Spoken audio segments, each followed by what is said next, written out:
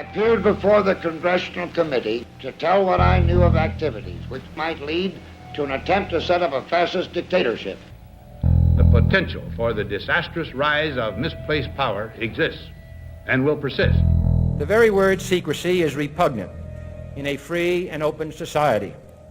And we are, as a people, inherently and historically opposed to secret societies, to secret oaths, and to secret proceedings. President Bush signed a formal agreement that will end the United States as we know it. And he took the step without approval from either the U.S. Congress or the people of the United States. The secret organizations of the world power elite are no longer secret. It's known as the Bilderberg Group. Could their objective be world domination? I'm Jim Tucker. I've chased Bilderberg for 30 years. I'll never give up the chase. Bilderberg plan for the whole world is nothing less than world government. I'm not comfortable with that at all. Who elected these guys to run the planet? They are the elitists. They feel they should run the world for their own selfish interests. Now we can see a new world coming into view. A world in which there is the very real prospect of a new world order. Bilderberg is making great progress toward a world government, and only an educated, informed public can stop them in their tracks. David Rockefeller admits in his own memoirs that he wants to destroy the United States. He's a traitor! It's good to be back at the Council on Foreign Relations. As Pete mentioned, I've been a member for a long time and was actually a director for some period of time. I never mentioned that when I was campaigning for re-election back home in Wyoming.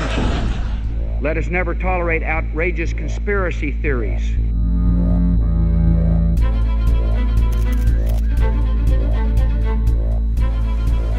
I need you to move off the property, please. Some shots were fired.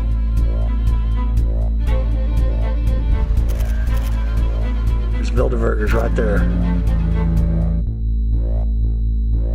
The Trans-Texas Corridor is a vital part because we stop here in Texas. We stop the New World Order right here in Texas. This thing started here. And to save this country, we kill this damn thing here.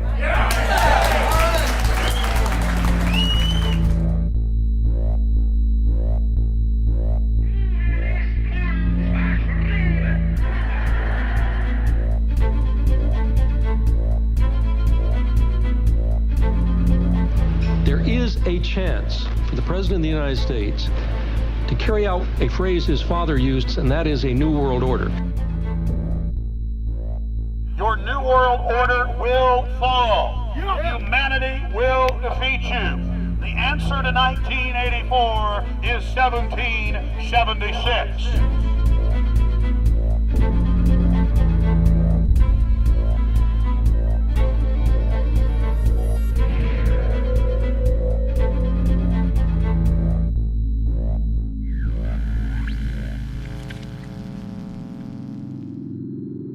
In the near future, Earth is dominated by a powerful world government. Once free nations are slaves to the will of a tiny elite. The dawn of a new dark age is upon mankind. Countries are a thing of the past. Every form of independence is under attack, with the family and even the individual itself nearing extinction. Close to 80% of the Earth's population has been eliminated. The remnants of a once free humanity are forced to live within highly controlled, compact, prison-like cities. Travel is highly restricted. Superhighways connect the megacities and keep the population from entering into unauthorized zones. No human activity is private. AI supercomputers chronicle and categorize every action. A prison planet dominated by a ruthless gang of control freaks whose power can never be challenged. This is the vision of the global elite, their goal. A program of total dehumanization where the science of tyranny is law. A worldwide control grid designed to ensure the overlord's monopoly of power forever. Our species will be condemned to this nightmare future unless the masses are awakened to the New World Order master plan and mobilized to defeat it. Erected by a secretive group, the Georgia Guidestones are a testament to the elite's plan for a world religion, global laws, with a global court and army to enforce it. And set in stone, it is written that the population never rise above 500 million.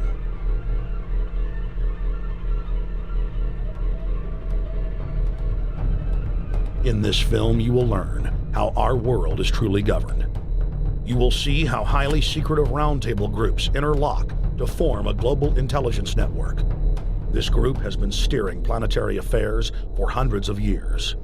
Now, in the final stage, they prepare for open world government. A goal tyrants throughout history have lusted after.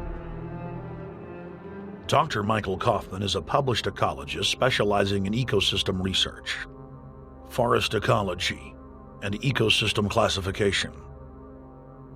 Dr. Kaufman played a key role in blocking the ratification of the Convention on Biological Diversity in the U.S. Senate. The concept of a New World Order has been around for centuries. It's been receiving tremendous play over the last half of the 20th century.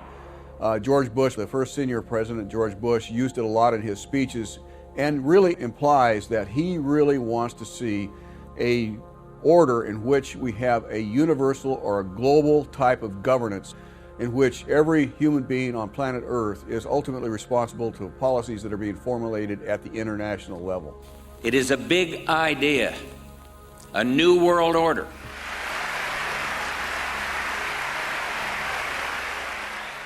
President Bush said that the New World Order was in tune, and that's what they were working for. The UN is part of that government. They're working right now very significantly for a North American Union. That's why there's a lot of people in Washington that don't care too much about our borders.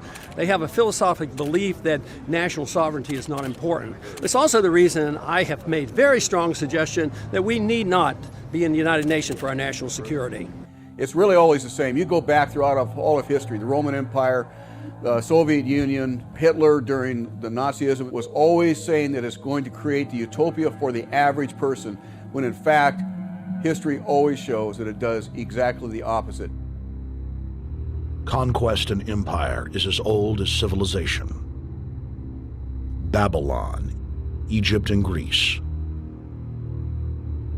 They all built empires in an attempt to rule the world. The Roman system at its peak dominated the known world. Complex governmental systems were developed to control diverse populations. During the period between the 15th and 19th century, new empires emerged and again waged war for supremacy. The nobility, as well as the thriving merchant class, were financed by a handful of private banks. Many of the great money houses would hedge their bets and finance both sides of a war. Sophisticated intelligence-gathering networks gave the financiers a clear edge over the governments they were slowly gaining control of.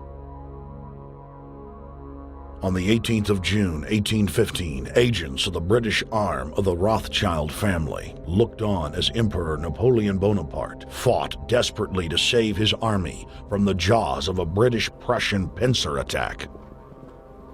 A Rothschild agent was able to get the news of Napoleon's defeat at the hands of Lord Wellington to Nathan Rothschild, a full 20 hours before the news reached London.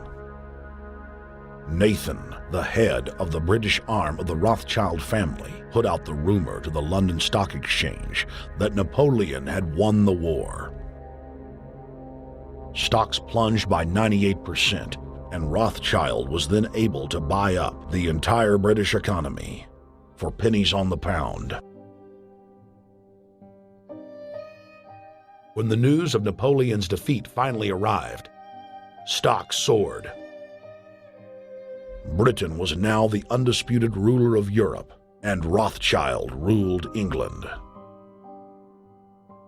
The already dominant British Empire grew even more aggressive. Her troops and bureaucracy spread across the globe. the sun never set on Britannia's holdings. The banking cartel funded, in fact, since about 1800, they have funded both sides of almost every war. And of course, they're getting the interest off of the loans that they've given the various governments and the wars that they have actually helped stimulate and create. By 1900, Germany was a rising force and a leader of the Industrial Revolution. World War I, for instance, there was absolutely no reason to have World War I, except that it was an ideal opportunity for the banking cartel to make a pile of money by funding both sides of that particular war. On June 28, 1914, the heir to the Austrian-Hungarian throne, Archduke Franz Ferdinand, was assassinated while traveling in a motorcade.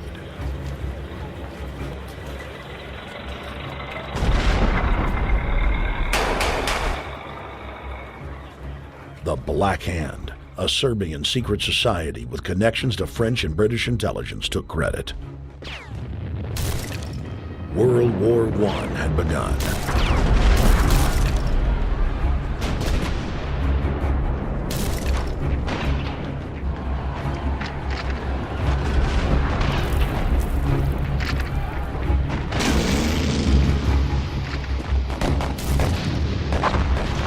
Armaments companies financed by Rothschild-controlled banks in Germany, France, England, and Austria bankrolled all the factions.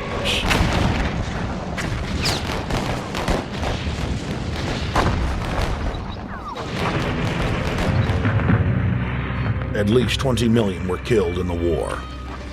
It was a conflict so terrible the people vowed to never fight again.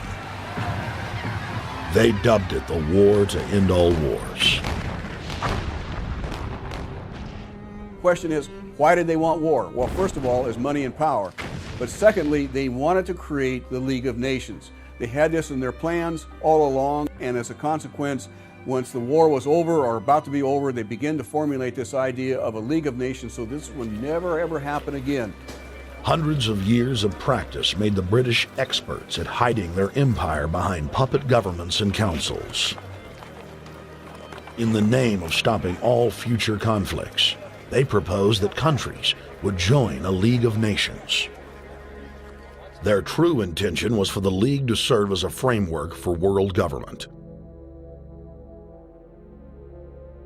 President Woodrow Wilson, who had spearheaded the establishment of the private Federal Reserve System in the United States in 1913, strongly supported the establishment of the League of Nations.